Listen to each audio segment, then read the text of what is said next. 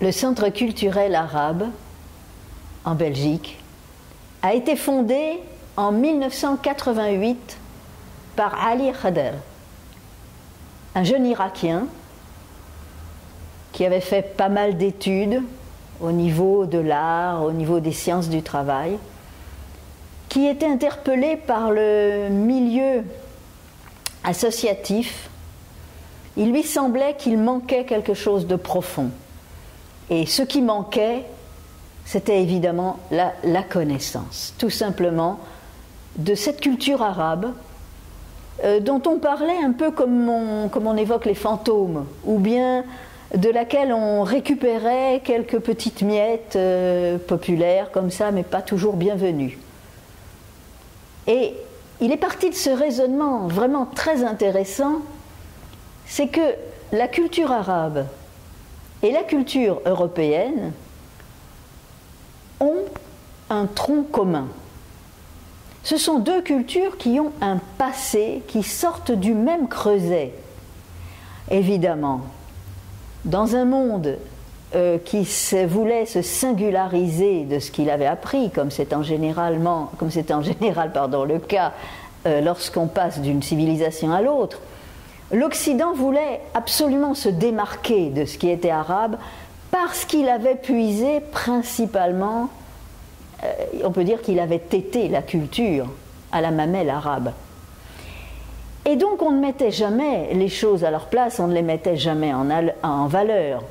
On voulait bien utiliser des quantités d'autres adjectifs, mais on ne voulait pas dire arabe.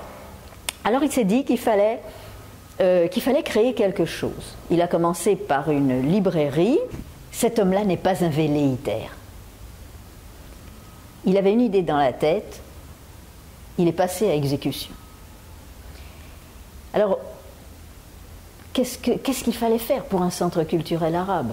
Évidemment, s'occuper de la langue, enseigner la langue, c'était une chose. Mais on ne pouvait pas en rester là.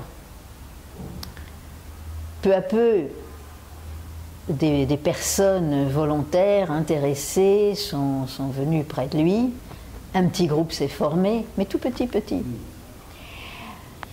Et très vite, il est entré dans le vif du sujet. Poésie, peinture, musique, calligraphie, réflexion, histoire. Des quantités de choses se sont mises en place. À ce moment-là, le centre était dans une petite maison très haute, 4 étages, et on manquait de place. Il est arrivé que nous devions refuser 60 personnes ou plus, que ces gens restent dans la rue. Et le premier travail a été d'aller rechercher dans cette immigration d'un style nouveau, puisque c'était déjà à l'époque des gens qui fuyaient des régimes fous, autoritaires, ou des régimes autoritaires ou religieux, enfin des choses terribles, mais des gens formés, des artistes entiers. Et Ali Khader s'est mis à la recherche de ces gens, de tous ces artistes, pour les ramener auprès de lui. Alors il y a eu de multiples collaborations avec tous les grands organismes belges, avec les petits organismes belges. Il y a eu un certain temps, je dirais, un vent de liberté en culture. C'était une époque où le communautarisme au niveau culturel s'est incliné, parce qu'il y avait des personnes de qualité qui ne voulaient pas en entendre parler. De sorte que le Centre culturel arabe a pu travailler aussi bien avec les francophones qu'avec les néerlandophones. Et que ce sont les gens du milieu culturel, les directeurs de théâtre, les directeurs de musées, les grands artistes belges, les écrivains, qui ont décidé de lui faire une place. Et je me souviens bien en particulier d'une réunion à la Monnaie où tous ces gens étaient réunis, et ce jour-là, je dirais peut-être pas officiellement, mais dans la vie, dans les fêtes, ces gens ont donné une place au Centre culturel arabe. Et ça a été vraiment une bonne période, même si les politiques n'emboîtaient pas le pas parce qu'ils ne voyaient pas très bien où ça allait. On ne correspondait évidemment pas à ce qu'ils attendaient. Ils voulaient une petite maison avec des mégots partout, avec des tags et des trucs et des choses. Et c'était ça pour eux. Hein. En fait, pour eux, l'immigration arabe, ce sont des sous-américains, ce sont des sous-africains américains. C'était ça pour eux. Et c'était difficile quand même de ce côté-là. Ce qui était bon, justement, c'était cet élan général des Belges, parce qu'à ce moment-là, vraiment, nous étions avec des Belges et nous avons été accueillis. Du temps, on a eu le bonheur d'événements vraiment assez remarquables. Nous avons accueilli les plus grands poètes du temps. La plupart d'entre eux, maintenant, nous ont quittés.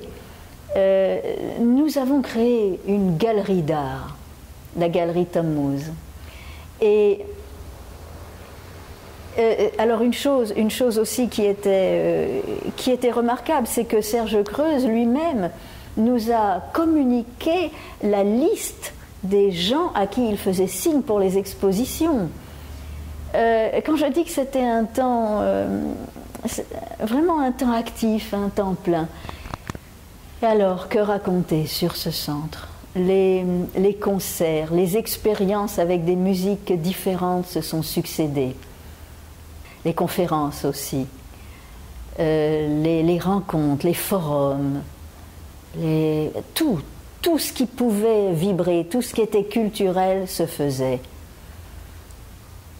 Et il y a eu des choses vraiment passionnantes, intéressantes qui se sont passées. Le centre a fait du théâtre.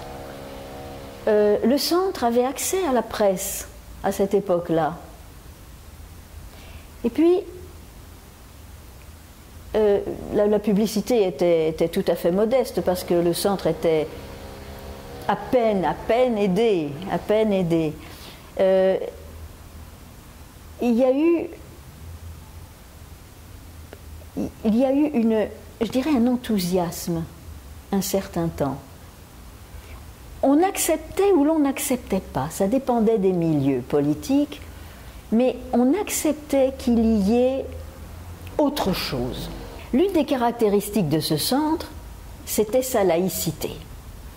Et cette laïcité, bien que nous ayons moult contacts avec la laïcité belge, ce n'était pas une laïcité à l'occidentale.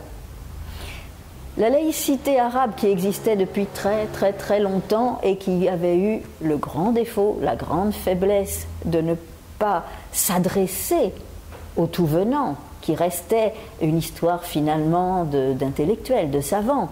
C'était ça sa faiblesse, mais cette laïcité existait depuis extrêmement longtemps. Comment la résumer de façon très lapidaire? Enfin, oui, on pourrait dire la raison l'emporte et l'autre est infiniment respectable. Finalement, oui, c'est là-dessus que nous avons beaucoup fonctionné. Peu nous importait qui venait au centre. Quel était son bagage philosophique? Quel était son bagage au niveau des croyances, au niveau des rites? Ça n'avait pas beaucoup d'importance. Et alors là, il s'est passé quand même quelque chose de merveilleux. C'est que ce centre est devenu le lieu où des gens qui objectivement ne pouvaient pas se parler, ne voulaient pas se parler, eh bien, ces gens se côtoyaient. Ces gens assistaient aux mêmes conférences. Ces gens participaient aux mêmes débats. Et ce qui était aussi tout à fait remarquable, nous avons beaucoup aimé nos publics, beaucoup, c'est que ces publics s'autorégulaient. C'était tout à fait passionnant. Nous avons abordé les sujets les plus brûlants et ça s'est toujours bien passé. Toujours. Nous avons amené des conférenciers qui étaient, qui sortaient du commun. Nous n'avons jamais rencontré de problème à ce niveau-là. Et donc nous avons persisté, nous avons travaillé pour avoir des locaux plus grands. Et un jour, à force de ramer, nous avons pu acquérir en bail amphithéotique les locaux dans lesquels nous nous trouvons aujourd'hui, en 2015. Et là, nous nous sommes mis à travailler avec passion, puisque tout était à faire. Ces locaux, c'était des débris. Il a fallu absolument tout inventer. Le sol, le plafond, l'électricité, tout. Et nous avons même créé une salle de spectacle à l'intérieur. C'était intéressant. À l'époque, à Saint-Josse, c'était Jean de Manet, le bourgmestre, et il avait saisi en partie ce que nous voulions faire. Et ce que nous voulions faire, c'était simple. C'était donner un espace à la rencontre, mais à la rencontre véritable. Nous avons lutté autant que possible contre des vilains mots, des gros mots, comme le mot métissage par exemple, qui est un mot colonial, horrible, et puis raciste. Mais non, la culture, on ne peut pas lui donner des qualificatifs raciaux dépassés. On ne se métisse pas. On se rencontre, on se séduit, on apprend à se connaître. Que ce soit des expériences musicales, nous en avons fait beaucoup. Nous n'avons jamais cherché la fusion, jamais.